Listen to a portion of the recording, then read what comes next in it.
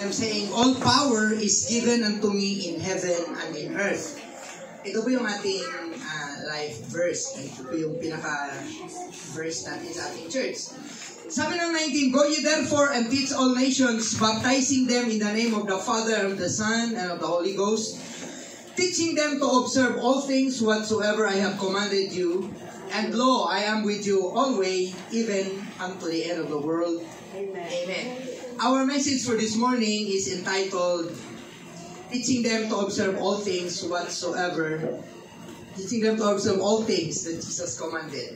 Okay, so yan po. Napakarami po ng iniutos ng Panginoon sa atin. Meron po ba kayong ideya kung ilan yung mga utos ng Panginoon sa atin? Basta alam po, madami po yun. Napakadami po nun. Okay. Kasi ang sabi ng 2 Timothy 3:16, ang buong kasulatan for all scriptures is God-breathed and is profitable for teaching, for rebuking, for correcting. Okay, so that the man of God may be fully equipped. Ang buong kasulatan, so that the man of God may be fully equipped for the work of the Lord. So, buong kasulatan, napakadami po nun. So, ang ating pong pag-usapan ngayon, the Lord Jesus spoke these exact words unto His early disciples minutes before He was taken up to heaven by the clouds. Alam po natin, si Jesus po ay dinala ng ulap babalik doon sa langit. At mga minuto na lang bago siya kinuha ng ulap, yan po ang kanyang mga habilin. He was talking about the disciples to wait in Jerusalem so that they will be filled with power from on high. That would be the Holy Spirit. Ang pinaka-purpose, bakit bibigyan ng power? Because God has commissioned the disciples to go and teach all nations. So, kailangan natin ng power. So, minutes before the Lord Jesus Christ was taken up to heaven, yan po ang kanyang mga sinasabi. It was very important because it was part of Jesus's parting words with His disciples. Katumbas po yan ng huling habilin. Yung tao po, pag mamamatay, nakakausap pa niya yung kanyang mga mahal sa buhay, meron siyang sasabihin, lahat po yung mahalaga. Si Jesus naman, tapos na siya namatay, nabuhay siya muli, pero bago siya umalis, pabalik sa langit, ito po yung kanyang mga huling salitang pinagbilin. So napakahalaga po nun. Teaching all things that I have commanded you. Turuan. So nais tayong turuan ng Panginoon ng lahat ng mga salita dahil nakasalalay doon sa mga salita ng Panginoon ang ating huling hahangtungan. Our final destiny depends on the words of God that He has spoken unto us. Depende naman din kung ano ang ating magiging reaction doon. Kung susunod ba tayo o susuway ba tayo. It could either be good or bad. Nakarinig tayo ng salita ng Diyos, it would be good pag tayo ay sumunod. Nakarinig tayo ng salita ng Diyos, it would be bad kung hindi tayo susunod. Amen ba? Kasi hindi tinatanggal ng Panginoon sa atin yung ating sariling pagpasya, yung ating sariling desisyon. Ang katotohanan ay siya lang po ang remedyo, siya lang po ang lunas doon sa problemang binanggit ni Hosea sa Hosea 4:6. Yan po yung ating message last 2 Sundays ago. Sabi po doon, my people are destroyed for lack of knowledge.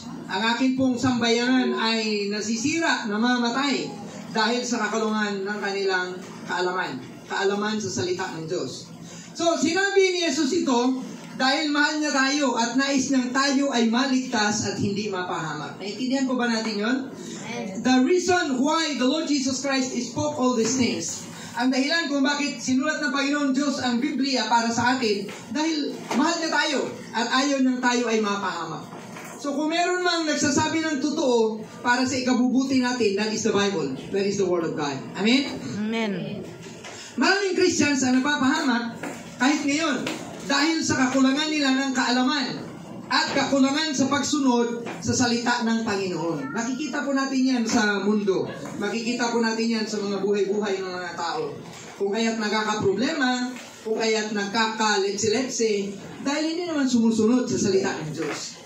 Amen ba? Amen, amen. Mahirap po sumunod sa salita ng Diyos, yes, pero tutulungan niya tayo, makakaya natin. At kung tayo man po ay napalpak, tayo man po ay nagmintis, hingi lang tayo ng tawad sa Panginoon, tapos abanti ulit. Patuloy ulit tayong sumunod sa Panginoon kasi tutulungan niya naman tayo. Sabi nga ng Biblia, I have never left you, I have never forsaken you. Ang Diyos ay kasama natin para tulungan tayo. Nung umalis si Jesus, pumunta na langit, pinadala niya ang Holy Spirit.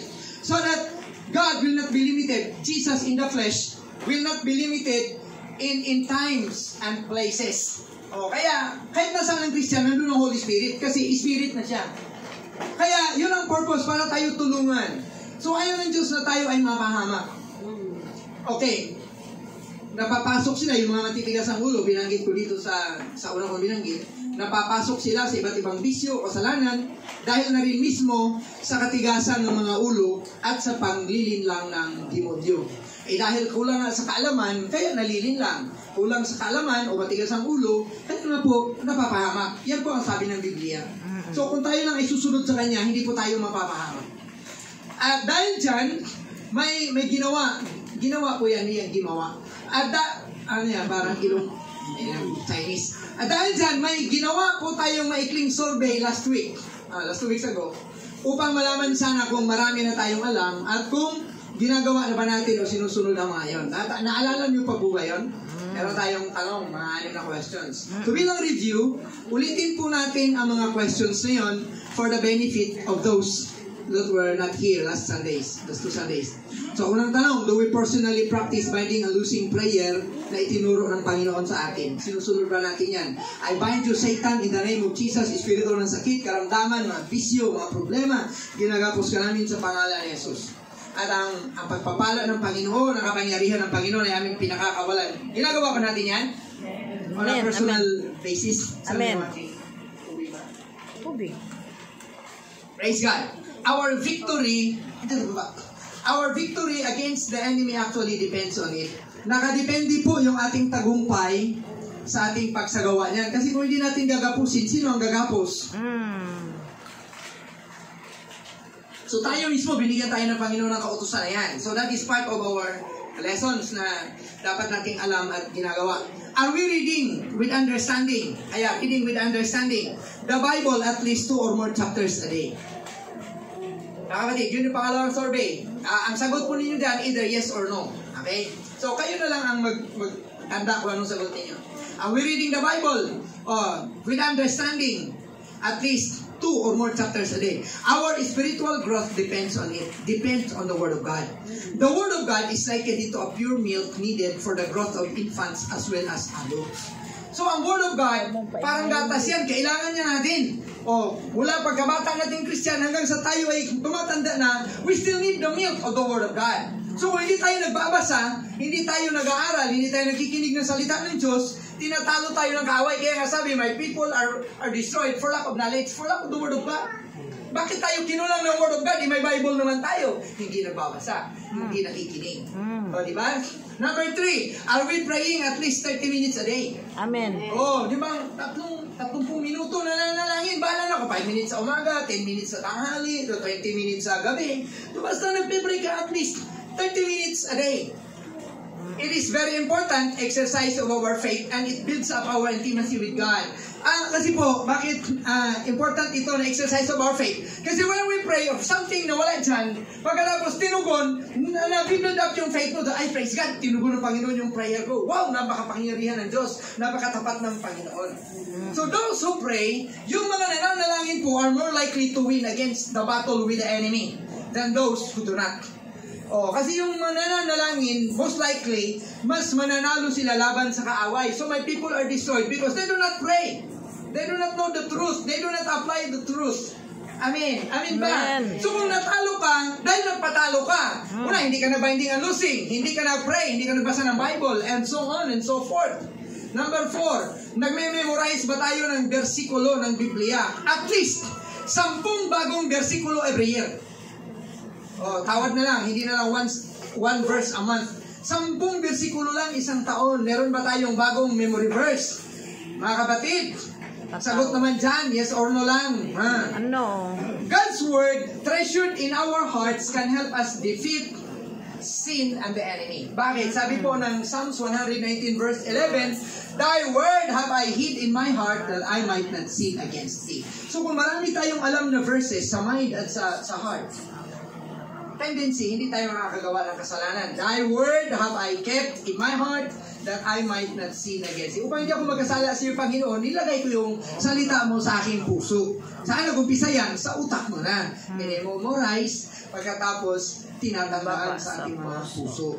So, hindi ka na magkakasala. Katulad ng walang alam sa salita ng Diyos. Amen. Amen. So, yes or no? Nagme-memorize ba tayo? Hallelujah. Of course, Lord. Jesus defeated Satan by the word of God. Sinabi ni Jesus 3 beses, it is written. It is written. It is written. Nakasulat. So kapag tayo ay tinutokso, pwede mong sabihin, nakasulat sa taas. Ako ay born again na. Ako ay bagong nilikha. Hindi na tayo magkakampi. Ayaw ko na sa'yo. Amen ba? Amen. Kasi pwede mong sabihin, tara, balik dating gawin tayo. Yung bang dating ginagawa natin? Makawin natin yung manok ni Lolo, tapos pulutan natin. Hindi na. Hindi ako kasama dyan. Born again na ako. I am a new creation. 2 Corinthians 5:17. Amen ba? Kung wala tayong versikulo, sinabi yan sa Genesis, new born again na ako eh. Lugi, bala ka. Ha? Kung may 10 bagong memory verses po tayo every year, tapos kung ilang taon ka ng Christian, times 10, so di dapat sana. Kung ikaw ay 10 years ka ng Christian, 11 na po yung ating church. 11 years na tayo. So kung nandito ka nung umpisa, tapos 10 verses per year, meron ka ng 110 memory verse. Kumusta ang John 3:16? Kumusta ang John 1:12, Revelation 3:20, Romans 3:23, Romans 6:23, Romans 5:10, Romans 5:8. Ang dami! So kung ako ay 31-19-81. So I am tulungan niyo ako ng kwenta. 1981. Amen ba? So kung 10 years ka ng Christian, meron kang 100. Kung 10 memory verse lang every year. So kung bagalan mo, di at least 1 memory verse per year, meron kang 10 at least. Amen ba? Oo. Pag hindi mo na memorize yung John 3:16, ewan ko na lang, sana makalimutan mo din yung PIN code mo sa cellphone mo para hindi mo na mabuksan. Amen? Amen ba? Amen. 5. May nadagdag bang bagong talent or skill or abilities na nagagamit natin sa paglilingkod sa Panginoon? Ano naging Christian ka? Dati taga-upo ka lang, ngayon singer ka na. Wow! Dati taga-upo ka lang, ngayon drummer ka na. Nakakabali ka na ng mga drumsticks. Walang problema yun. Di ba? Amin ba? Amen. Kasi kung mula nung dumating ka, tapos 10 taon na ngayon, ganun ka pa din, may problema. May problema tayo, Brad. Bakit hindi ka lumalago? Bonsai? Rewards. Ito rewards.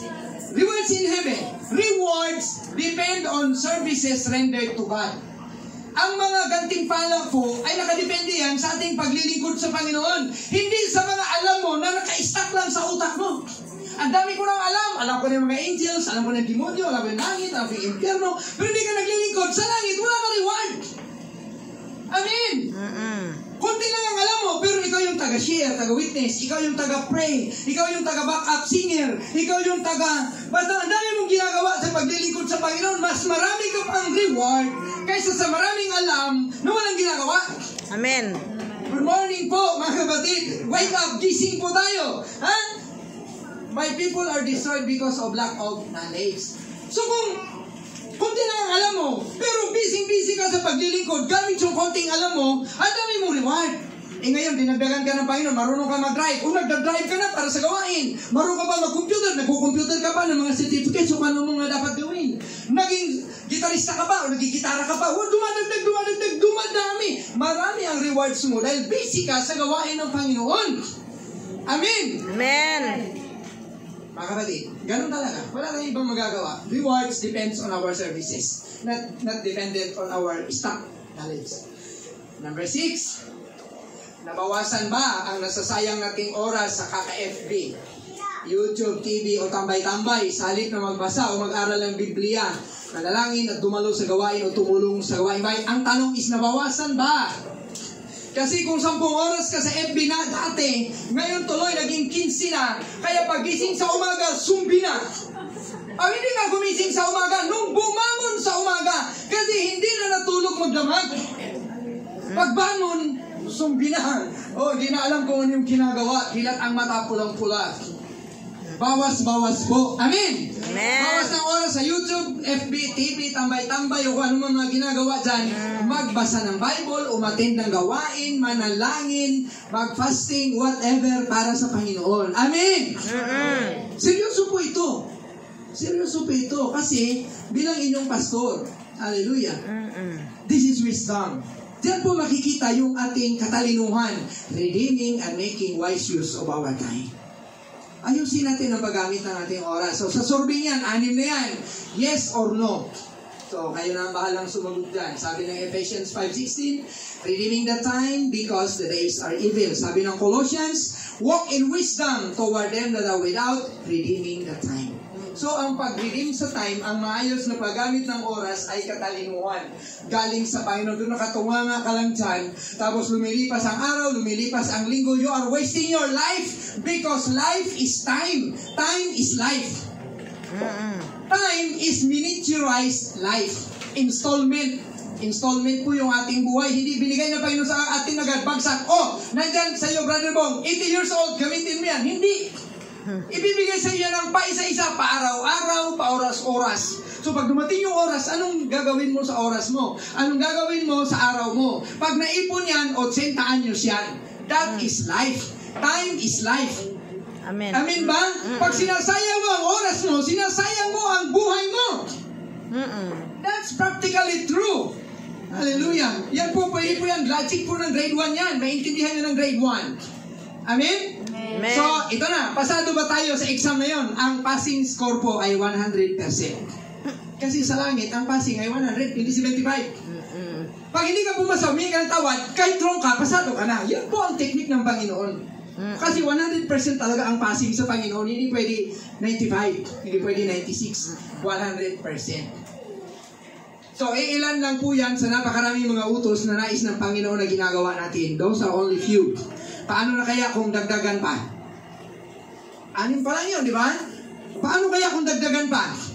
Mga brad, mga sis, dagdagan pa natin? So ito po, sasabihin ko po ang iba pang dapat alam at ginagawa natin. Dapat, alam natin ang pamamalakad ng Panginoon sa kanyang kaharian dito sa lupa. Ang tawag po dyan ay kingdom rules and principles. Amen. Upang tayo ay lumago, magtagumpay sa at hindi mapahamak. We should know the kingdom rules and principles. God is the king. It is God's kingdom. There are rules and principles. Dapat alam natin yun. Yung mga katuruan, mga batas, alituntunin sa kaharian ng Diyos. Amen ba? Amen. Hallelujah. Paki-smile naman dyan. Galit na yata kayo sa akin. Ha? Ako pinagsisikapan ko mag-smile kahit parang pangit yung dating ng message ko. Ha? Most of these principles are about mabubuting pag-uugali. Yan lang naman mga principles ng Kingdom of God eh. Mabuting asal. At saka tamang priorities na dapat unahin sa buhay. Yan lang po. Pag-uugali, kaya love God. Okay. Love your neighbor, love yourself. Kabilang daan ay ang pagpapakumbaba. Humility. Pagmamahal sa Panginoon at sa kapwa, loving God and neighbors. Pagpapatawad. Pananalangin, pag-aayuno, pagbibigay sa gawain ng Panginoon, patas na pagtrato sa kapwa. Yan po ay mga kingdom principles. Pag-alam sa mga magulang at nakakatanda. Pag ikaw ay aktibo ka sa gawain sa simbahan, pero walang mudo ka sa harapan ng nanay mo, napakapangit naman ang pinapakita mo. Amen. Amen. Amen, napakapangit kasi yung pinapakita mo ang aktibo mo sa church, pagdating mo sa bahay, nangangamoy ka.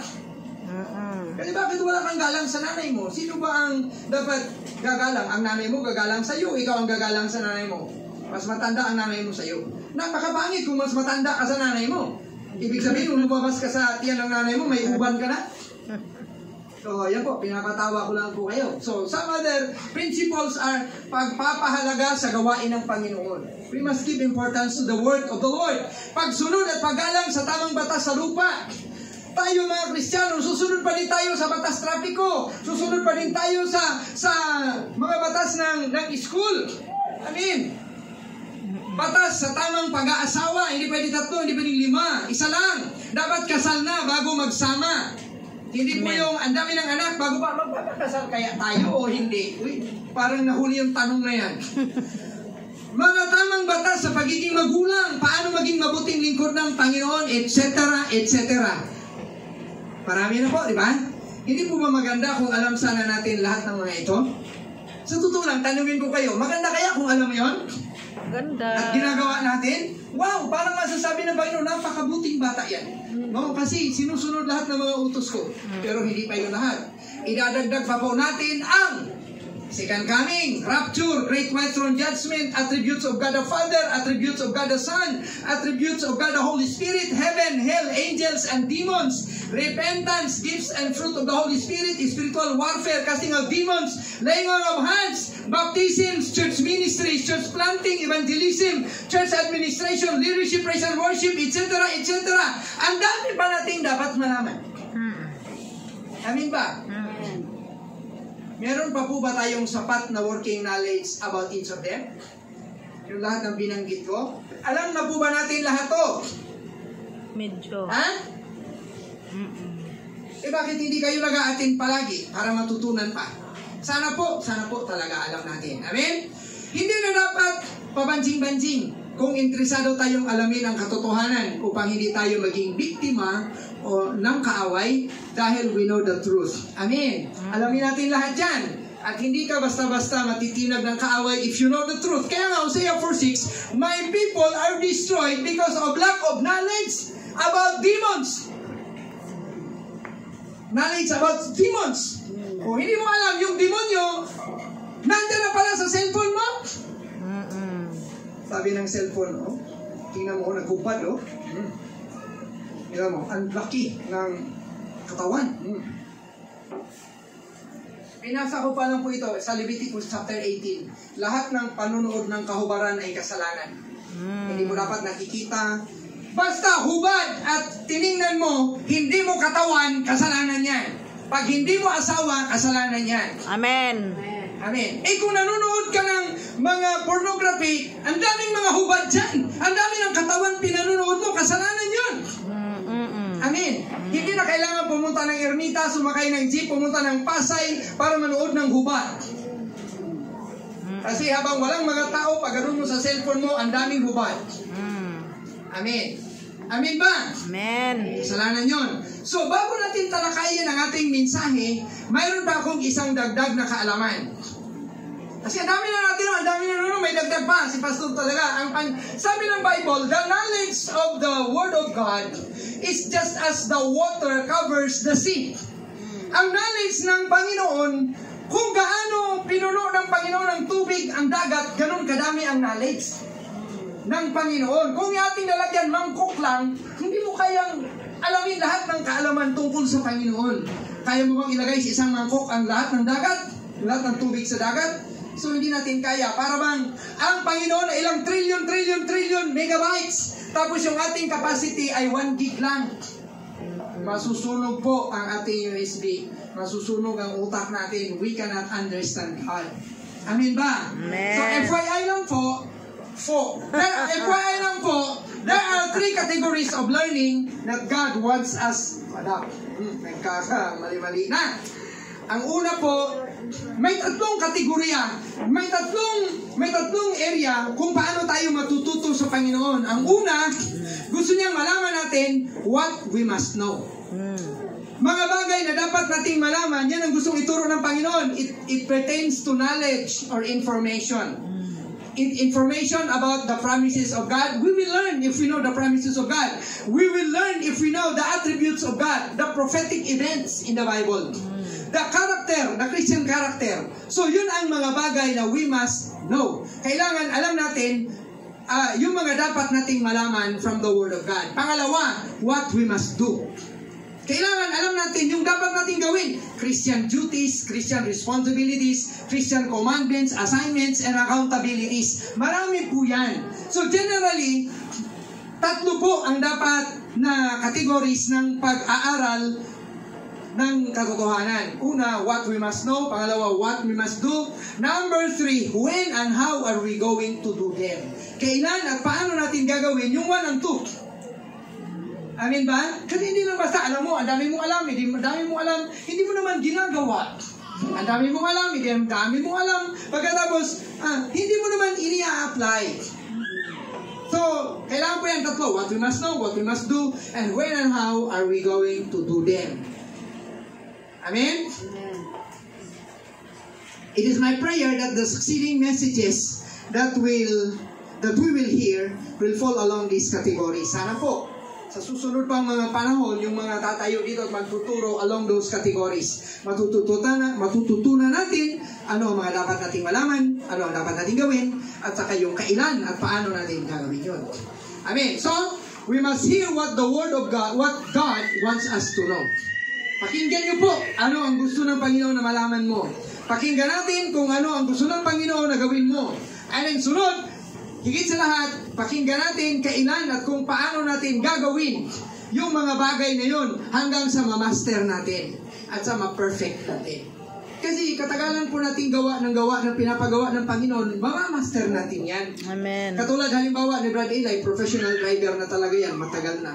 Ibig sabihin, si Brother Eli, kung pagmamaniho lang yung kanyang cambio, yung preno, yung clutch, yung manubela, kahit siya nakapikit, alam niya yan paano gawin yan. Of course, hindi niya kayang pikitan kasi mababangga siya. Pero I mean, alam niya yan lahat kung saan niya nahawakan, paano yan itulak, paano yan lahat hatakin. So, katagalan, ganun na tayo gumawa sa gawain ng Panginoon. We will master things. Amen. Na kapag nanalangin tayo, alam natin something is wrong. Pag nagpa-practice tayo, pag tumugtog tayo, mamamaster na natin yan katagalan. Amen. Amen ba? So, ang pakikinig at pagsunod sa Panginoon, ang totoong kahulugan ng pagiging Kristiyano. Wala na pong iba.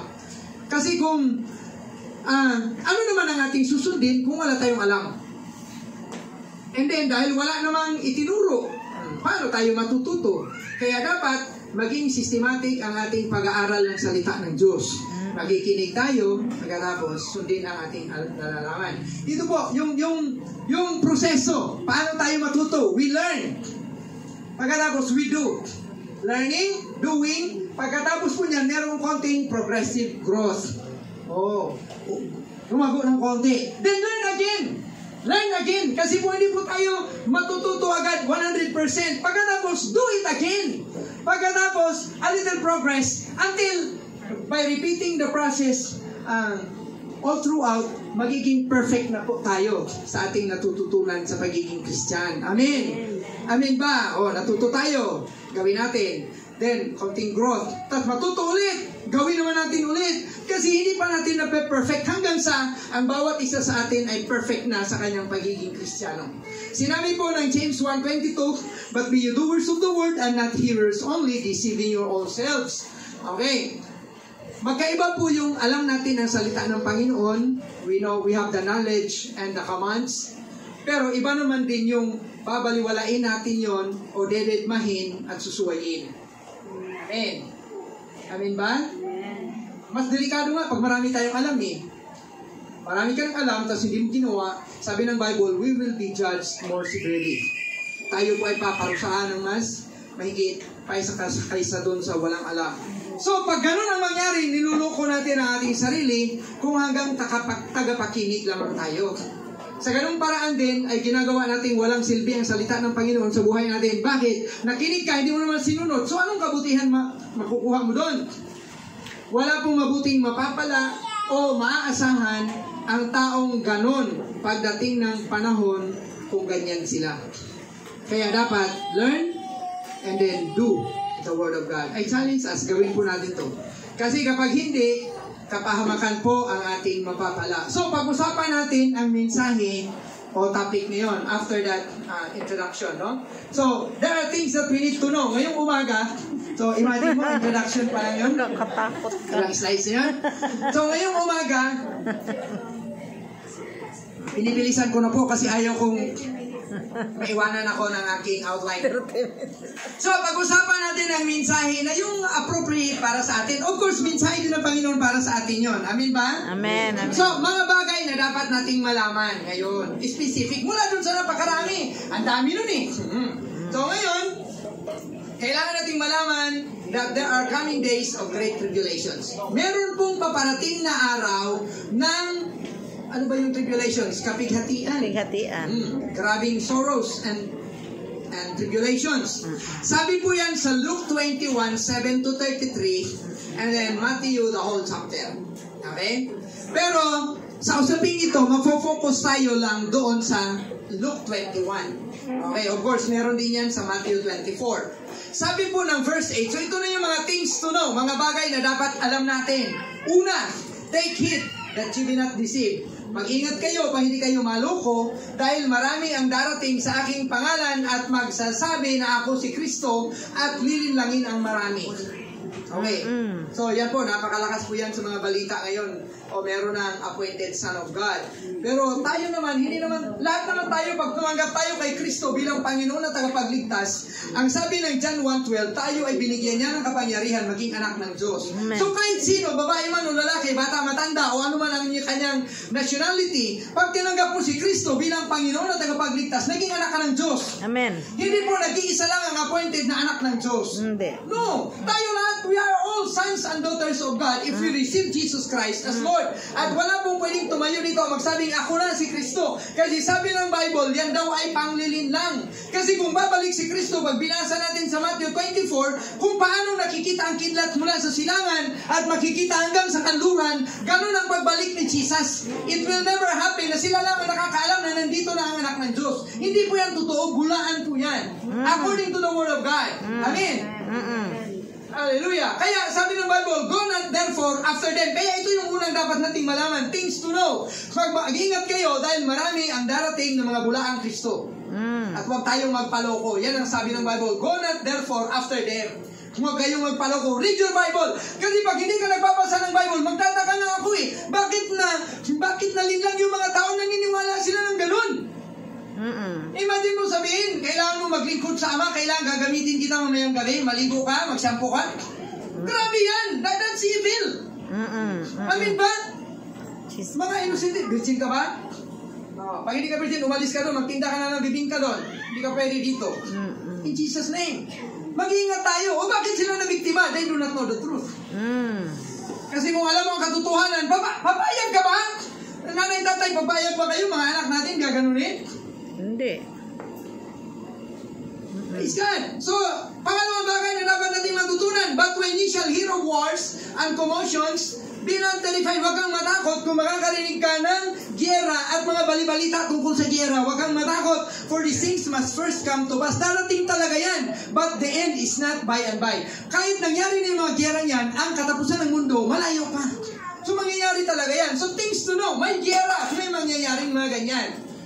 And then, he said unto them, sabi ni Jesus, nation shall rise against nation and kingdom against kingdom. So things to know. Alamin mo to, mangyayari to. Pag nangyari na to, huwag kang matakot. Do not be terrified. Sabi ng verse 11, great earthquakes shall be in diverse places and famines and pestilences. Magkakaroon po ng malalaking mga lindol. Great earthquakes. Malalaki, malalakas na mga lindol. And then, sa iba't ibang mga lugar, magkakaroon ng kagutom, famines, and pestilences. Yun pong mga pandemic, mga type ng sakit na worldwide na ang coverage. So yan po ang mangyayari before the end of the world. And fearful sights, nakakatakot na mga pangitain o mga tanawin at napakalaking mga palatandaan sa langit. Hallelujah. Maglalabasan yung mga yan kasi nga pag malapit na ang Great Tribulations. So, sabi ng verse 12, we're talking about Luke 21. Pero meron din po ito sa Matthew 24. Sabi, but before all this, bago mangyari ang lahat ng ito, bububugin kanila, they shall lay their hands on you. Bububugin tayo, bububugin sila ng mga masasamang tao at sila ay uusigin. They will be persecuted at sila ay kakalagkarin doon sa mga sinagoga at sa mga kulungan. Hallelujah. Being brought before kings and rulers for my name's sake. Dahil sa aking pangalan. Dahil sa pagsunod nila kay Jesus, silang lahat ay bububugin. But for the sake of Israel, sila po ay bububugin, sila po ay ipe-persecute. Dahil tinanggihan nila si Jesus. Ang consequence po ng kanilang pagpako kay Jesus sa krus, physically, o as a nation, sila po ay nagkawatak-watak as a nation, starting on the year 70 AD.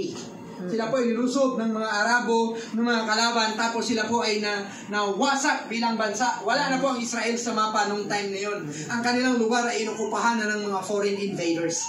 At noon lang silang May 14, 1948 naging bansa ulit. Can you imagine the consequence of them crucifying Jesus?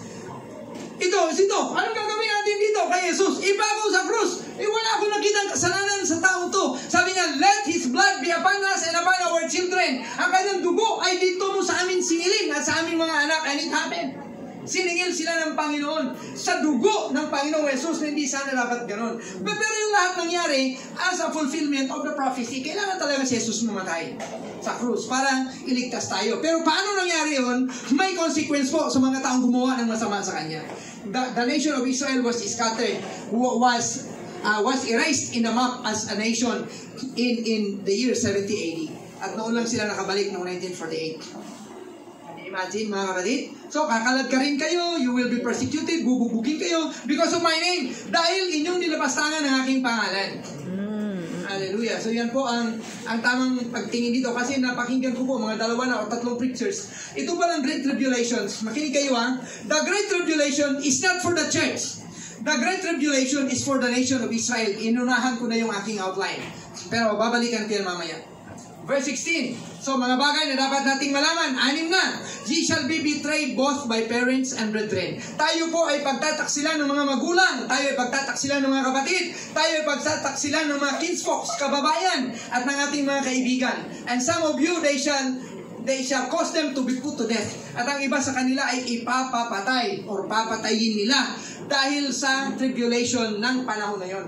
Dahil sa kasamaan ng mundo sa oras na yon. Hallelujah. And he shall be hated of all men for my name's sake. Tingnan po natin ang Israel ngayon. Marami pang kakampi ang Israel ngayon. Pero kung titingnan nyo po, ang dami, lahat ng mga Arab countries, maliban na lang sa nakipag-treaty sa kanila, pero lahat ng mga Arab countries ay galit sa Israel. Lahat ng Arab. At ang hindi pa mga Arab na mga countries. So, you shall be hated of all men for my name's sake. Ang sabi po na napakinggan kong preacher, which I believe, ito po ay nagre-refer to sa bansang Israel. Kasi nga, ito yung consequence na kanilang pagpatay, pagpapako kay Jesus sa krus. Sa kanilang pagtanggi sa Kanya. Okay? Hallelujah. So, this refers to the nation of Israel. At ito nga, ang sabi sa verse 20, and when you shall see Jerusalem, o bakit Jerusalem lang? Pag nakikita ninyo ang Jerusalem na kinukubkub na ng maraming mga sundalo, then, alamin mo na ang desolation ay malapit na. Ngayon po, pag tinitingnan, nilagay ko pong note dito, war is going on in Jerusalem, actually in Israel. Presently, which could mean palapit na mga araw ng Great Tribulations. Grabe po, lahat po ng mga Arabo gusto nilang tirisin talaga ang Israel. Gusto nilang tanggalin ang Israel. Meron pong mga bansa ngayon, actually sa Lebanon, sa Gaza Strip mismo, ang kanilang itinuturo sa kanilang preschool. Preschool, sabi niya, A, B, C, D, sa kanila, pugutan ulo ang Israel, saksakin ang Israel, ilaglag sa kanal, bumbahin. Yun ang itinuturo nila sa kanilang mga preschool to kill Israelites. Imagine mo, preschool pa lang yun And then, ang Gaza Strip ay, ilan ba yan? 17 years na yata? 20 years? So yung mga preschooler noon na tinuturuan, ngayon ay mga 17, 18 years old na, yung natanim sa kanilang puso, patayin ang Israel. Patayin ang Hudyo. Kaya hindi po madali yung gerang kinakaharap nila. But these are the signs of the tribulations that are about to come. Amen. Amen. Amen ba? May natututunan po ba tayo? For this be the days of vengeance. Ito po yung araw ng paghihiganti ng Panginoon. Naghihiganti po ang Panginoon sa mga taong lumapastangan sa Kanya. That all things which are written may be fulfilled. Mangyayari po talaga to. Hindi po to maiiwasan. So please note that these tribulations refer to the Jews and Israel only. And to those that rebel against God. We are hoping and praying that the faithful ones in the Lord or in the church will not be included in these great tribulations. Yun po ang aking dalangin. Yan po ang aking hinahangad na hindi tayo kasali dito. Sana po hindi tayo kasali. So ano po pag-asa natin? Naniniwala pa ako sa rapture. Okay. However, if by some reasons anyone in the church is left behind, so kung sino man, kung anong kadahilanan merong maiwan sa rapture na yan, then he or she shall suffer great tribulations. Ano po yung tribulations na yun? Basahin nyo po sa inyong mga Biblia starting Revelation chapter 6 onward. Mababasa ninyo doon yung seal of the Lord, yung cups of the Lord, and then the trumpets of the Lord. Kada selyo, kada mangkok at kada trompeta ay meron pong karampatang parusa ng grabing kamatay. Amen ba? Amen ba mga kapatid? So these are the things that we need to know. You need to know this. Kailangan alam natin to. It is believed that before the tribulations come, the church would have been raptured already. So naniniwala po tayo na bago pa lang ang tribulations mangyari na rapture na ang church. Pagkatapos kasama natin ang Panginoon for 7 years. Habang ang mundo naman ay nagdurusa sa 7 years. Kasama si Satan, ang false prophet at ang Antichrist. Torturing, killing those who will oppose them. So yan po ang kaibahan. Pag na-rapture tayo, nandun na tayo sa langit, tayo ay inaaliw, pinapasaya, tayo ay kapiling ng Panginoon. Habang ang naiwan dito sa lupa, tinutorture, pinapatay, ini-eksperimentuhan ni Satanas at ng Antichrist at ng false prophet. Pag tumanggi ka, puputulan ka ng liig. Hallelujah. Think about that. These are the things that we need to know. We need to know this. There will be great sufferings and deaths that the earth has never experienced and witnessed ever since. Magkakaroon po ng grabing kamatayan, grabing torture na hindi pa minsan man naranasan ng mundo. Dito na mangyayari yung napakalagim na kasamaan. Amen? Sa Great Tribulations. So, ano ang gagawin natin? Alam na natin yun. Kasi yun na nga, babalansin natin. Every time we hear a message, we should know, we should learn from God the things that we need to know, the things that we need to do, and then how and when to do them. So, nandito na tayo sa number 2 na part, things to do. Watch therefore and pray always that ye may be accounted worthy to escape all these things that shall come to pass and to stand before the Son of Man. Ito po ang ating gagawin. Manalangin tayo, magmasid tayo at manalangin tayo lagi upang tayo ay ma-accounted worthy, para tayo ay ituring na karapat-dapat ng Panginoon para maka-escape, para hindi masali sa Great Tribulations. Sino po ang gustong sumali sa Great Tribulation? So, dapat runner ka. Pagkatapos, hindi ka tinatablan ng bala o invisible ka, o ano pa pwede mo mga talent. Kasi hahabulin ka talaga, tapos torturing ka. So, ang manalangin na lang tayo na hindi tayo masali doon. Amen! Oh, praise God! Kasi kung runner ka, 7 years ka rin magtatatakbo. At 7 years ka rin hahabulin. Kaya mo yun? Tapos 7 years ka hindi pwedeng bumili kasi pag ganun mo lang ID mo, wala kang tatak eh. Hindi mo papatatak ka sa kakakain. Magiging snatcher ka na ngayon. Mag-i-snatch ka na ng tinapay para ka makakain for 7 years. Langit na lang tayo, mga kapatid. Ano? Saan ba? Langit na lang tayo? Amen. O langit tayo. Huwag tayo magpaiwan. Okay? So, things that we need to do. Watch ye therefore and pray always. Ito po ang dapat natin gawin. Magmasid. Kumbaga sa Bisaya, maniid. Observe. And then pray. Always. Dito natin kailangan ang Matthew 26:41. Sabi ng Matthew 26:41, watch and pray that you enter not into temptation. The spirit is indeed willing, but the flesh is weak. Pray, pray, pray, pray, and pray. Walang tigil na prayer. Amen. So dapat natin gawin ang prayer upang maka-escape tayo. At ang prayer para maging karapat-dapat tayo na huwag isama sa tribulation. Hallelujah. Hindi po yan yung klase ng prayer na gagawin lang kapag tribulation na. Ayan, namumugot na ng ulo, mag-prayer tayo. Ibig sabihin, 7 taon kang ganyan. Kasi naiwan ka eh. Hindi natin kaya eh. Hindi nga tayo maka-attend ng prayer meeting minsan eh. 3 times a week lang. Yan pangahabulin ka na forever for 7 years. Ibig kong sabihin forever kasi mula madaling araw hanggang madaling araw, walang tigil na tagbo at taguan. So ito po yung prayer na hindi yung gagawin lang pag tribulations na. Ito po yung prayer na habang hindi pa nangyayari, mag-pray na tayo upang mapabilang tayo sa karapat-dapat na makatakas, makaiwas sa great tribulations na to. Amen ba? Am I coming through, mga kapatid? Naiintindihan po ba ninyo ang sinasabi ko? Para po sa atin lahat to. Kaya manalangin po talaga tayo lahat. Manalangin lahat. Pakitapik yung katabi mo, mag-pray nga talaga pala tayo. Mag-pray na na. Pray talaga tayo. Mag-pray talaga. Pray, pray, pray. Ito, sasabihin ko tong totoo, ha? Sasabihin ko tong totoo. Huwag na magalit. Minsan nga, nakakalimot nga tayo mag-pray. Sabi natin, kaya na tayo. Hindi pa pala ako na-pray. Salamat na dyan mo. Totoo, hindi? Totoo ba, hindi? Totoo. Yun nga, napaka-peaceful ng buhay natin. Nakakalimot pa tayo mag-pray. Hindi pa pala ako ng-pray. Salamat. Yun pang habulan na. Papatayin ka pag nahuli ka. So pray. Number 2, doon sa the things that we need to do, pray that we may be accounted worthy. Manalangin ka upang tayo ay ituring ng Panginoon na karapat-dapat to escape those tribulations that are about to happen. Hallelujah. Manalangin tayo na maging karapat-dapat tayo na iligtas. Nais po ba nating makatakas o makaiwas sa tribulations? Amen. Amen. Ang sunod na tanong po ito. Ito po ang sunod na tanong. Karapat-dapat ka ba? Amen. Karapat-dapat ba tayo? Eh naman, karapat-dapat ba tayo? So gawin natin karapat-dapat tayo. Magpalinis tayo sa Panginoon. Amen? Kung tutuusin, hindi tayo lahat karapat-dapat. Pero dahil meron nga nakaambak, yun ba? Namimigay na ng ayuda. Karapat-dapat ba kayo? Yes, dahil tayo ay citizens of the Philippines. Ang sabi, lahat ng tao, meron ka bang ID? Meron ka bang Stop. kung staff? Dapat meron kang ganun para maging karapat-dapat sa Panginoon. Ayusin natin ang buhay natin. Amen. Amen. To escape. Balik tanaw nga sa mga ginawa natin para sa Panginoon. Konting review. Ano bang pinagagagawa ko? 11 years na ang CLC fan. So 11 years na ako. Pinagagagawa ko. Nasaan po ba tayo sa panahon ng mga gawain at prayer meetings? Prayer meeting. Pananawa. Ano ba yung gano'n?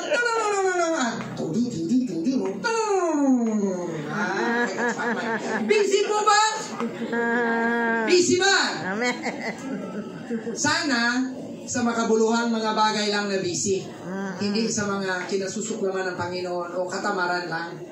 Kasi kung yun lang dahilan, bakit wala ka doon? Magsisi na tayo. We need to make God think about us. Kailangan bigyan natin ng dahilan para isipin ka ng Panginoon. Kaya kung karapat-dapat ka, pipiliin ka talaga ng Panginoon, huwag kang maiwan. Pero kung wala namang kwenta yan, wala namang ginawa yung tao yan, sakit sa ulo ko lang yan. Amin ba? Ikaw na po ang nakakaalam sa sagot niyan. Hallelujah. God's message for us is for preparation and prevention from becoming a casualty sa katakot-takot na pang-uusig, kapighatian, kamatayan, at destruction. So please take the Word of God seriously. Word of God talaga. Show sincerity and commitment by your actions toward God. Show that you want to be accounted worthy to escape the coming great tribulation. Ipakita po natin yung ating pagkaseryoso at yung ating commitment sa pamamagitan ng ating gawa. Mga kapatid, gawin natin yung karapat-dapat para tayo ay ituring na worthy. Mga kapatid, worthy. Ganito po natin tingnan yan sa mga buhay natin. Ganito lang. Sa school po ba, lahat ng mga nag-enroll ay nakakapagtapos? Hindi. Hindi. Diba? Bakit hindi makakapagtapos? Nag-enroll. Hindi nag-aaral. Lahat na nag-enroll may potential na makapagtapos kasi nag-enroll eh. Hindi ka makakapagtapos pag hindi ka nag-enroll. Kahit anong pangarap mo, kaya ako gagraduate, enroll muna. Gagraduate ka, hindi ka nag-enroll eh. Pag na-enroll ka na, pasok muna. Atin. Bago mag-graduate. In fact, hindi lahat may potential na makapagtapos. In fact, hindi lang makapagtapos, kundi pwede pang matapos ng may mataas na marka. Basta nag-enroll. Ang sunod na question, kayo na rin po ang sumagot. Lahat po ba na nag-enroll, karapat-dapat maging summa cum laude, magna cum laude, o kahit man lang makapagtapos? Lahat ba karapat-dapat? Lahat. Pag ginawa. Lahat ba karapat-dapat maging summa cum laude, magna cum laude? Hindi po. Yun lang mga espesyal na mga tao may ginawa silang kamangha-mangha. Ganon din po yan sa ating paglilingkod sa Panginoon. Hindi po lahat, porque tumanggap sa Panginoon, ay ligtas na. Hallelujah. Lahat tayo may potential at may pag-asang makapasok sa langit. Lahat! Lahat tayo may potential na makatanggap ng rewards, crowns, parangal, at tumira sa loob ng kaharian ng Diyos dun sa langit. Totoo po yan. Every one of us, tayo ay may potential. Tayo lahat ay may possibility na makatanggap. Lahat po may potential o pag-asa. Pero lahat po ba karapat-dapat? Hindi. Kayo po ulit ang sumagot. Yun ba ang laging natutulog pag-exam? Laging zero sa test? Laging walang project? Cum laude ba yun? Hindi. Suma? Sumasampung taon. Di ganun din sa gawain. Ay, wake up! Ganun din sa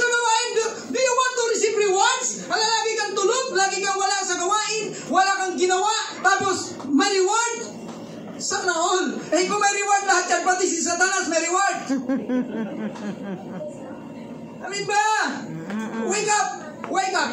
Oh, hindi po basta naging Christian, may reward na agad.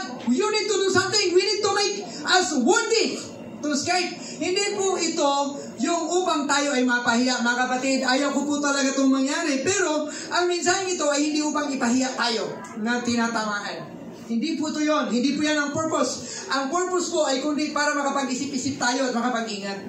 Kasi ano nga ba ang mangyayari? Anong kabuluhan ng ating pagpunta sa gawain ng Panginoon? Kundi daw pinagsasabihan ng tama. Ito po yung tama. Hindi porket tumanggap ka sa Panginoon, sigurado langit na. No! No! No! You need to make yourselves worthy to escape. Kasi yung escape po natin sa Great Tribulation, yan po yung rapture. So you need to make yourself worthy para mapasama sa rapture. How? So balansin po natin kung totoong panglangit na nga ba tayo. Dito pa lang. Walang bayad ang kaligtasan, kaya wala kang pwedeng gawin para ka maligtas. Ang kaligtasan ay libre. Pero para umabot ka sa kaligtasan dahil tinanggap mo si Kristo, yan po ang kailangan ng deserving na mga activities na dapat natin gawin. Amen. Kasi pinangakuhan ka ng Panginoon, nililigtas kita, tumanggap sa Kanya. Be faithful until the end. Be faithful. Amen? Amen. Hindi po mapagbabasihan ng attendance sa panambahan ng mga gawain. Pwede po kasi itong mapeke ng mga nagpapanggap lamang na Christian. Attend ng attend. Ha? Laging nasa gawain, kunyari, attend ng attend. Pero may mga sikreto naman palang masasamang gawain at hindi tama ang kanilang puso at mga buhay sa pagsunod at paglilingkod sa Panginoon. Sinong niloloko mo? Lolo mo? Hindi natin maloloko ang Panginoon. Hindi natin maloloko. Attend ka ng attend, hindi ka naman nagbabago. Sorry po. Sorry. Malaking S-O-R-R-Y. Sorry. Ayusin ang buhay. At dahil limitado lang po ang aming ability to see bilang mga pastor, hindi namin nakikita ang mga puso, ang maaari lamang po naming pagbasihan na pwede naming makominda na ikaw okay ka na, ay ang inyong aktibong pagdalo o pagsali sa mga gawain. Pero hindi po yun sapat. Hindi po yun sapat na kami ang magsabi, okay ka na, okay ka, nag-attend ka, very good, very good. Hindi po yun sapat. Ang importante po ay yung approval ng Panginoon. Amen. So dapat okay po talaga ang ating relasyon, pananampalataya at pagsunod sa Panginoon. Mahalaga po ito at ito ay nakasalalay kung karapat-dapat ba tayong makaiwas sa Great Tribulations. Amen. Amen ba? Ako po, ang prayer ko talaga, gusto ko tayong lahat, walang mintis, tayong lahat mapasama sa rapture. Walang maiwan. Hallelujah. Kaya ngayon pa lang, mag-focus na po tayo sa kailan at paano natin gagawin ang paghahanda sa papalapit na rapture. O pag namintis ang rapture, Great Tribulations. Maghanda tayo, amen? So ito po ang pinakaminsahe ng Panginoon sa atin sa umagang ito. Ang tayo ay pagsabihan tungkol sa paparating na panganib at sa mga dapat gawin kung kailan at kung paano gagawin ang dapat gawin. So let us prepare ourselves and be willing to do what needs to be done. Amen? Amen ba? Amen. So nato na tayo sa pangatlo. Papatapos na tayo. When and how are we going to do the preparations? Kailan at paano natin gagawin ang paghahanda? Kasi una, what do we need to know? And then sunod, what do we need to do? Ang sunod ngayon ay ano ang dapat, kailan at paano natin gagawin. So now is the time to prepare and be ready. Umpisa na natin ngayon. Baka huli na ang bukas. So paano natin umpisahan? Kung tinanggap mo si Kristo bilang Panginoon at tagapagligtas, humingi ka ng tawad sa lahat mong nagawang kasalanan at mangako ka sa Panginoon na susunod ka na sa Kanya. Parang may emphasis yung Number 2, paano? Paano? Pray that God will account us worthy to escape. Yun bang, mga kapatid, intindihin po natin to. Yun bang, pray that God will account us worthy. Manalangin tayo na ituring tayo ng Panginoon na karapat-dapat. Yan pong salita na ituring tayo ng Diyos. Pwede na yan. Pwede ka, bata. Pwede ka. Approve yan. Yun ba? Yun ang inaantay natin. Kasi pag sabi na Panginoon, hindi pwede yan. Maiwan talaga tayo sa rapture. Kailangan approve sa Panginoon yung ating ginagawa. Amin ba? Naisip po ba natin doon? Amen. Yung mga taong nagtatrabaho para ma-maintain ang trabaho, kailangan yung lahat ng kanilang ginagawa ay katanggap-tanggap sa management every day. Kasi ayaw mong madisiplina, mamimuhan, ano tawag doon? Masuspende. Suspende ka ng 2 buwan, wala kang sweldo. Ba? Lahat ng nag-aaral, lahat ng ating ginagawa dapat ay para approve ng teacher, approve ng school, para tayo ay makapagtapos. So yung ating paglilingkod dapat approve sa Panginoon. That's the point. We need to pray that God will account us worthy to escape the great tribulation. Mga kapatid, may gagawin tayo. Lord, approvean mo po itong ginagawa ko. Tama ba to? Pag hindi tama, adjust. Hindi pwede, burahin natin yan, yung versikulo na yan. Lagi ako natatamaan yan. Hindi po. Tayo ang mag-a-adjust, hindi yung Biblia ang ating pupunitin. Amen ba? Amen. Hallelujah.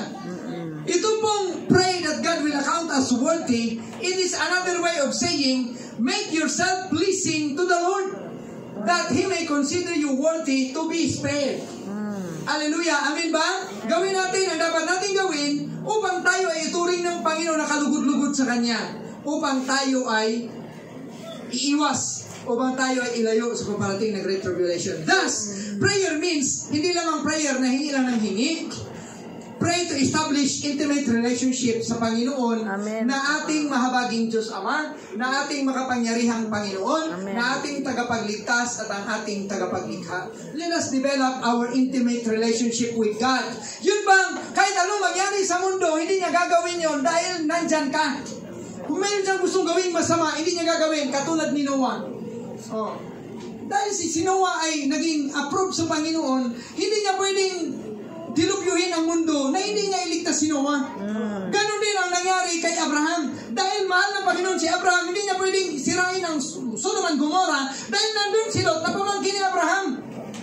Para bang bigyan natin ng rason ang Panginoon para tayo ay kanyang kuhanin. We need to do something. Amen. Amin ba? Bigyan po natin ng dahilan ng Panginoon upang tayo ay kanyang alalahanin. Bakit? Sabi ng Isaiah 59:2, but your iniquities have made a separation between you and your God, so that He does not listen, He does not hear. So kung gawa tayo ng gawa ng iniquities, ng kasalanan, iiiling ng Panginoon yung kanyang mukha mula sa atin. Nandyan ka. Sabi ng Panginoon, bahala ka dyan. Iniquities. Our sins. So, bigyan natin ng dahilan ang Panginoon upang tayo ay kanyang alalahanin. Amen. Amen. Amen ba? Mag-umpisa tayong gumawa. Katulad ni Cornelius. Si Cornelius ay hindi Christian. Bago siya, pinadalhan kay Peter. Pero si Cornelius is somebody na laging nananalangin 3 times. 6 times? 3 times a day. Nagbibigay ng limos sa mga nangangailangan.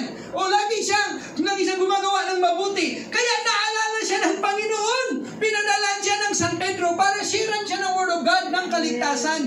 Because Cornelius did something para maging worthy siya na papuntahan siya ng Panginoon ng somebody na makakagabay sa kanya. So tayo, we need to do something para bigyan ng dahilan ng Panginoon. Ililigtas ko yan si Rubilin. Ililigtas ko yan si Ace. Ililigtas ko yan si Nerly. Kasi may ginawa itong mga taong to na nakaantig sa puso ng Diyos. Pero kung puro lang tayo pasaway, sabi na, sige, bahala ka. Managot ka sa sarili mong kagagawan. Aantayin ka lang naman ng Panginoon. Pag humingi ka na, humiyaw ka na, hindi mo na kaya, Lord, tulungan mo. At saka siya maawa sa iyo. Pero dumanas ka na ng daming latigo. Amin ba? Huwag natin hayaan ganun. So, bigyan natin ng dahilan ng Panginoon upang tayo ay kanyang alalahanin, kahabagan, kaawaan, at huwag kalimutan pagdating ng araw na kailangan na natin ang kaligtasan. We need to give God reasons why He will save us. So, tanungin ko kayo, ano ba ang pwede natin magdala? Bakit kita ililigtas? Bong, bakit kita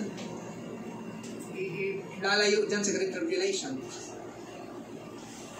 Eli, bakit kita ililigtas ang ginawa mo? Diba? Parang ganun. Naghahanap ang Panginoon. We need to pray that God will account us worthy.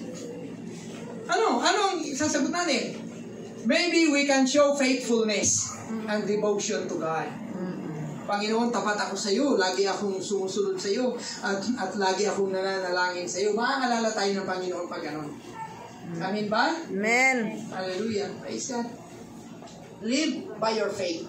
Kailangan ipamuhay natin yung ating pananampalataya. Without faith, it is impossible to please God. This is the time and the place. Kasi when and how, kailangan natin gawin ito ngayon. We need to live by faith. Kung ano yung natutunan mo sa salita ng Diyos, ipamuhay mo na. This is the time. And this is how are we going to make God account us worthy. Live by your faith. Kasi yung ibang tao, alam nila, ganito ang faith ko. Bawal ang kasalanan, pero sige lang, the Lord will understand. So, kasalanan lang muna. Anyway, pwede naman humingi ng tawad pag malapit na. Malapit na ako maghingalo. Mali po yun. Paano kung, kasi we don't know the time. We don't know the time. Amin ba? So, kamusta po ang ating relasyon sa Panginoon? Doon po lahat ito makakasentro. Ang bagsak po nito lahat. Relasyon natin sa Panginoon. Naging tapat po ba tayo sa mga bagay na nais niyang gawin natin para sa Kanya? Are we faithful? Kapatid, tinatanong tayo ng Panginoon, faithful ba tayo sa Kanya? It is about faithfulness. It is not about greatness. It is about faithfulness. Naglalaan po ba tayo ng mahaba-haba at tamang oras para sa Kanya? Lahat tayo, we have 24 hours a day. Every one of us. Meron ba tayong time to read His Word? Meron ba tayong time to pray? Magpuri at mag-enjoy sa presensya niya araw-araw? Ay, kahit ikaw lang mag-isa. The essence talaga is when you are alone with God. So, pansinin po natin ang mga awardees and achievers sa school. Kung ano ang kaibahan nila sa mga ordinaryong mga estudyante o sa mga dropout.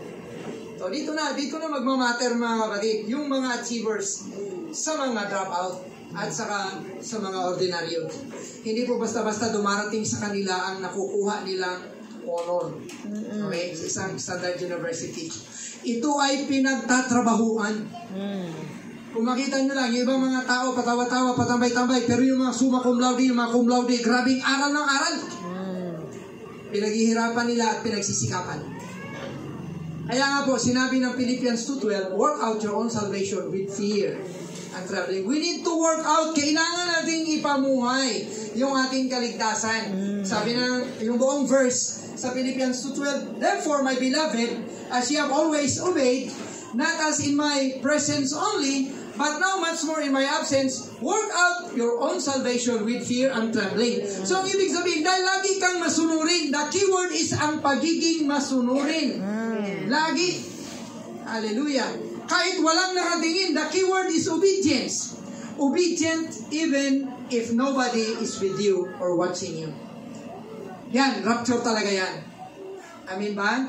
Are we faithful when we are alone? Na pwedeng matuloy ang gawain kahit ikaw lang isa, walang dumating. Kung ikaw ang worker. Amen? Faithfulness. Obedience. Obedience from the innermost part of our heart, then out to the body, expressed through undying service and love for God. Kung totoo tayong obedient, nag-uumpisa yan sa puso, tapos lalabas yan sa ating mga kilos. Amen. Amen ba mga kapatid? Baguhin natin yung ating style mga kapatid. Huwag kayong maniwala. Kasi tayo ay nililing lang. Pinapaypayan tayo ng demonyo. Okay lang yung ganyan. Okay lang yung ganyan. Kasi impyerno din po yan. Pag yung isi-isi lang ang life, walang commitment, walang devotion sa Panginoon. Ito, panatilihin nating malinis at banal ang ating isipan, puso at katawan. Dahil hindi po natin alam kung kailan mangyayari ang rapture. Amen. So that we can escape also the great coming tribulation. Kailangan po ang kabanalan dahil kung wala ang kabanalan, hindi natin makikita ang mukha ng Panginoon. So bawal po ang anumang maruming bagay o na nakakapasok sa presensya ng Panginoon. So tanggalin talaga natin yung hindi dapat. Alisin natin sa katawan natin. Don't you know that your body is a temple of the Holy Spirit who is in you? You have been bought with a price. So kung sisirain mo yung katawan mo, sisirain ka din ng Panginoon. Maraming mga bagay tayong nilalagay sa ating katawan na nakakasira sa atin, nakakasira sa relasyon natin sa Panginoon. So pag sinira mong katawan mo, sisirain ka din ng Panginoon. Tayo ay banal sa pamamagitan ng sakripisyo ng Panginoong Yesus sa krus. Hallelujah. Panatilihin po natin ganito ang ating buhay. Let us maintain our holiness with God. Amen? Amen. Do this to be worthy to escape the coming great tribulation and to be raptured by God. Mga kapatid, kunyari, bilang pastor. Pero hindi na lang bilang pastor ninyo, bilang kapatiran. Mga kapatid, mag-isip tayo kung magra-rapture. Okay, mga taga-Esperanza na si Alcifan, dahil mahal ko kayo, sabihin ko sa inyo, rapture mamayang alas 12. Hindi po yan mangyayari. Kasi hindi naman yan natin alam. Uy, rapture na mamayang alas 12. What about unforgiveness? What about pornography? What about kasakiman? Idolatry? What about murder? What about hatred? What about pagnanakaw na mga nagawa natin? Kailangan maayos lahat yun bago mag-alas 12. You get the point? Kailangan bago mag-alas 12, malinis na yun. Sa pamamagitan ng paghingi ng tawad.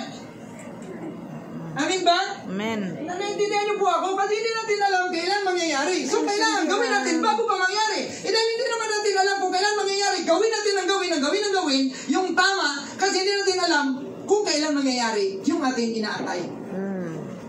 So ang makikita natin dapat sa buhay natin ay faithfulness, obedience, holiness. Amen. Amen. Guard our hearts, for out of it are the issues of life. Ingatan ang ating mga puso dahil nandyan ang issues of life. Sabi po ng Proverbs 4:23, keep thy heart with all diligence, for out of it are the issues of life. Ingatan ang ating puso. Bakit po puso? Ano ba ang laman ng iyong puso at ng iyong isipan? Karapat-dapat ba yan sa rapture? O kasi pag ganitong mga panahon, parang tayo ay nakakaroon ng inventory. Pang-rapture na ba ito kung galing kung ganito? Ano yung ginawa ko kapon? Pang-rapture kaya yun? Ano kaya yung buhay ko? Pang-rapture kaya to? O pang-tribulation? Mga kapatid, huwag nating sayangin yung ating paglilingkod. Ito, sabi ng Philippians 4:8, kasi ang tanong ko kanina, ano ba ang mga laman ng mga puso natin? Finally, brethren, Philippians 4:8, whatsoever things are true, whatsoever things are honest, whatsoever things are just, whatsoever things are pure, whatsoever things are lovely, whatsoever things are of good report, if there be any virtue, and if there be any praise, think on these things. So yun ang dapat nating isipin. Mga totoong bagay, mga honest, mga just, mga bagay na pure, mga bagay na lovely, mga bagay na good report, mga bagay na merong virtue. Kasi minsan yung laman ng puso, galit, libog, pandaraya, o hindi pagpapatawad, kasakiman, galit, grabe. Hindi yung mga rapture. Amin ba? Amen. Amin ba? So yan po ang mga bagay na nais ng Panginoon na laman ng ating mga puso at isipan. So, ito, last na lang to. Actually, mahaba-haba pa ito, meron pa itong konti, pero hindi ko na tatapusin. Kung meron bang sasagi sa ating isipan na masama, mga kapatid, ito yung paghahanda so that God will count us worthy. Amen. Kung meron bang sumagi sa isip mong masama, itong tao ito, sunugin ko kayo yung bahay niyo. Masama yun. Saksakin ko kaya to, nakakainis na sobra na. Bakit ako hindi ako sobrang makasarili na? So, mangupit kaya o magnakaw o mag-take advantage o sumuway o rumobelde sa magulang. Pag pumasok yan sa ating isipan, katulad, makipagrelasyon kaya ako ng hindi tama. Gawin ko kayang kabit si principal. Ano kaya yan? Habang ako ay grade 3. Pag nangyari yung gano'n, wag nating patagalin sa ating isipan. Ang ibabalik natin, Philippians 4:8. Whatsoever things is true, whatsoever things is pure, whatsoever things is lovely, whatsoever things is a good report, if there is any virtue, o kung ano yung mga bagay, yun isipin natin. Pero normal po, sasagi talaga yung mga kalaswaan, mga kalibugan, mga kapangitan, mga kasalanan, lalo na kung meron kang gadget na yan magtuturo sa'yo. Hindi mo sana naisip yun, ipagtingin mo ganito. Di ba? Wala ka sana naiisip na masama. Normal lang yung buhay mo. Pagbukas mo ng cellphone mo, meron dyan dalawa. O di ba? May nagsuggest sa isip mo. Burahin mo kaagad yun sa isip mo. Ganyan po sana tayo dapat namumuhay.